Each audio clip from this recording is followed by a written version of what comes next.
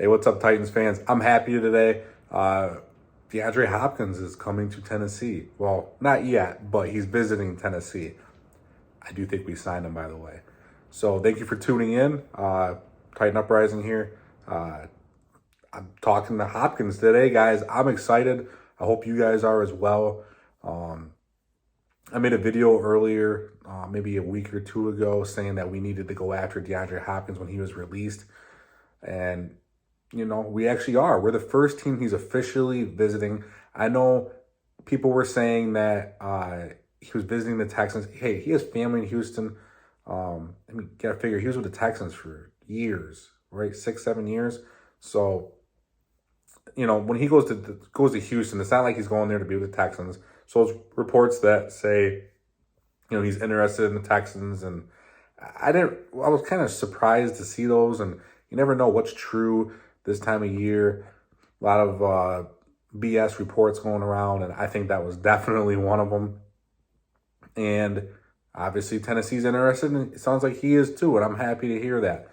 And I'm going to get into why in a little bit, but I just want to give a little bit of backstory here. So obviously the Arizona Cardinals, I think, were not a good fit for Deandre Hopkins. You guys could watch games with the Cardinals playing, and him and Kyler Murray were butting heads, getting into it.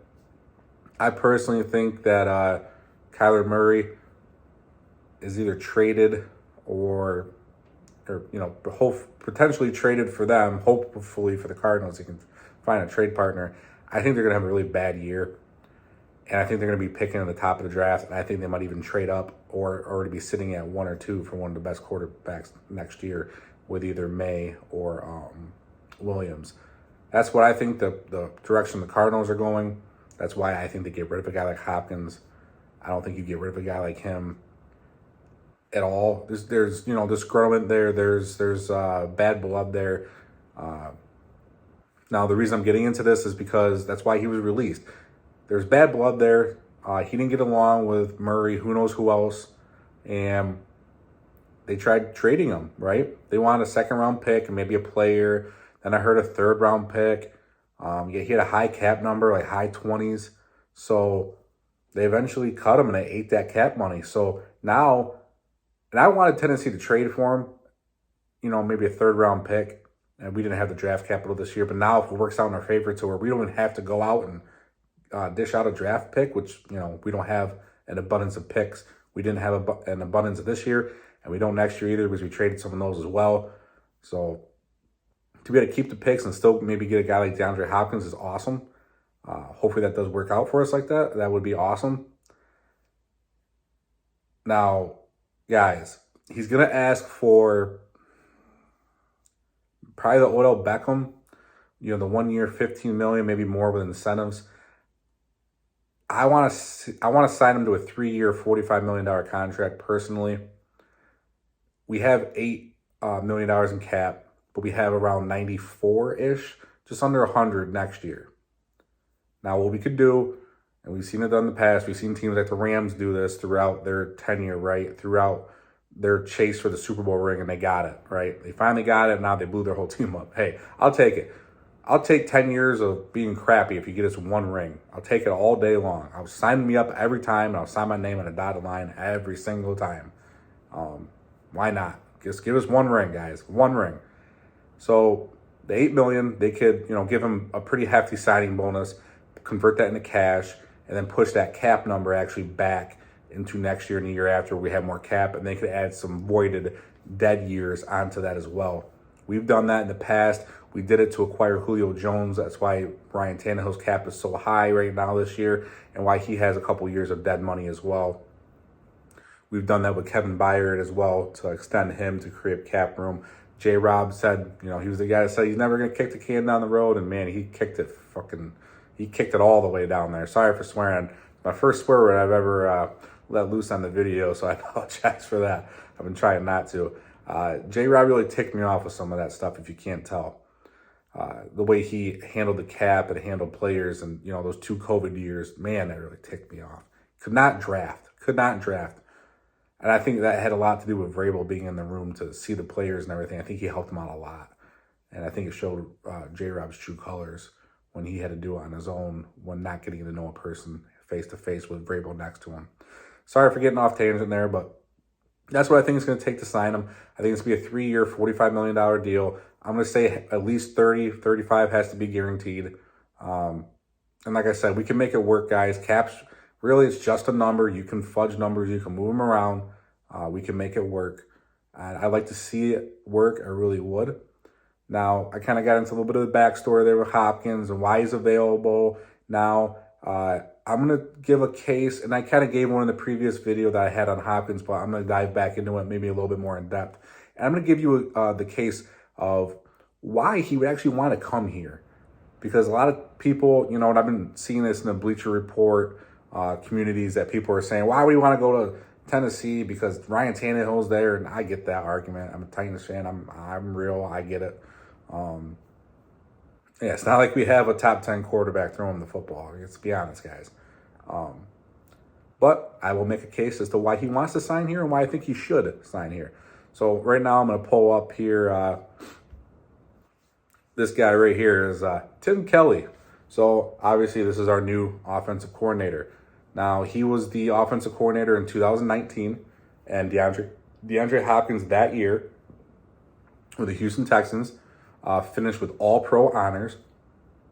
He had 104 catches for 1,165 yards, 7 touchdowns, and a Pro Football Focus grade of 87.3. He also had one of the highest run blocking grades of his career at 69.1. And guys, we all know we do want our receivers to block a little bit. So, hey, we do need that. Now, he also does, so that's one reason, right? Tim Kelly, offense coordinator. Now, I will tie into that by saying this will be good for someone like Burks. A guy like Hopkins coming in, a vet, seasoned vet, guy that is, in my opinion, on his way to a Hall of Fame career, can show a guy like Burks and, you know, some of our other young wide receivers the ropes and show him the offense and, you know, just have someone to learn from and learn from the guy, right? And he'll teach you. That some of that stuff is just signing him. You get so much more from him than just a player. You get the teacher and the mentor as well. So that is one of the reasons why I think he'd want to come here and why we have a case for him. And then now the next one, I'm going to pull up this guy here. You guys all know who this is, and Derrick Henry. Now, Derrick Henry works out with DeAndre Hopkins, not all the time, but, you know, a few times in the past. We've seen videos of them together, especially this offseason. That's what speculated some rumors there, right? That they would be on the team together. So they're friends. They work out. Hey, that's just another something else to make Hopkins feel at home. Another person. And he obviously everybody knows Henry is a Hall of Fame running back. Still going to be piling on the yards this year. The guy is an absolute freak in the gym, a freak on the field. He is just a stud. So to see, you know, that connection that they have, you know, obviously Hopkins probably admires his game. I imagine Henry admires his as well. So that's a connection there as well. Next guy I'm gonna pull up here. You guys know who this is. Mike Vrabel. So he was with the Texans from 2014 to 2017. Hopkins was drafted in 2013. So we all know that, or just by those numbers right there, from 2014 to 2017, Mike Vrabel's entire tenure there was also with DeAndre Hopkins on the team as well. So they have a connection there as well. So now we have the Tim Kelly connection, we have the Derrick Henry connection, and we have the Mike Vrabel connection.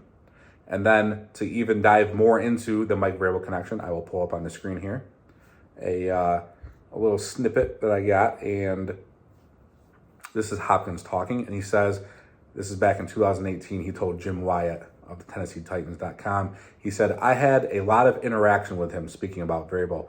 He said, he's one of those guys you could talk to off the field, not just about football, but personal stuff. Vrabel was good to me. It wasn't just a football relationship with him. It was a personal relationship. Guys could relate to him. He's a great guy. He's not just a good coach, but he's a good guy. He can relate to his players. The Titans are lucky to have him. Now, I've said in the past that Vrabel has the ability to pull players here because he's getting, the recognition around the league. Even Patrick Mahomes at the Pro Bowl the one year said that he liked to play for Vrabel. It was one of the coaches that he liked to play for. Vrabel is such an asset to this team, and I can't understate that. We are very lucky to have him as our head coach.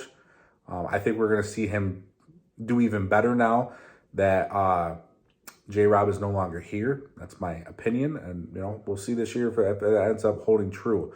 I think J-Rob held a lot of stuff back. I think there's a little bit of bad blood there. So that's great to see that. And I'm just going to get into some of the last points here. Guys, just imagine this. Imagine Henry, Hopkins, Burks, and Chig. That's a big four right there. Henry, Hopkins, Burks, and Chig. I love it. Now, if we have Phillips in the slot, and maybe Chris Moore becomes our wide receiver 4, and then finally, NWI, Nick Westbrook-Akine can go to wide receiver 5 like I've been saying for a month, 2 months. I want him in wide receiver 5 or off the team on practice squad. I don't care. If he sees significant snaps on offense as our wide receiver, we are screwed. Get him further down the depth chart. Keep pushing him, keep pushing him, keep pushing him. I want that guy towards the bottom, eventually off the team. I'm sick of seeing NWI out there. I'm sick of seeing Mason Kinsey out there. Maybe Racey McMath can take a step up this year. Maybe he can learn something from DeAndre Hopkins as well. I am all for, and I am all on board for the DeAndre Hopkins. Want to call it sweepstakes now, I guess. I don't know what you want to call it, but I am all for it. Obviously, he hasn't been to Tennessee yet. He's traveling this weekend. Vrabel played it off, of course, like he always does, saying, I'm only focused on the guys around the team. And he has to say that in case we don't get him. I have a feeling they're going to court him. Why would they not? Wide receiver is definitely a weakness for us. We all know that. Now, we have a new offensive line, so I think we're going to be able to protect better. I think we're going to be able to run better. I think the offensive line is going to take a significant step this year. And if we get someone like Hopkins, imagine 2 wide receivers set with Hopkins and Burks, and then you have Chig and Weil there at tight end. 2 tight ends, 2 wide receivers, and those are 2 solid tight ends and 2 solid wide receivers. And then you have Henry in the backfield. That's just, how do you stop that? That's, you don't know what they're going to do. They're going to either run the ball, play action, pass it, and, they're all threats. That would be a really fun set to see. The 2 wide receiver, 2 tight end, running back set right there. I love to see it. That's scary, just even thinking about defenses, trying to stop that. And guys, we need this.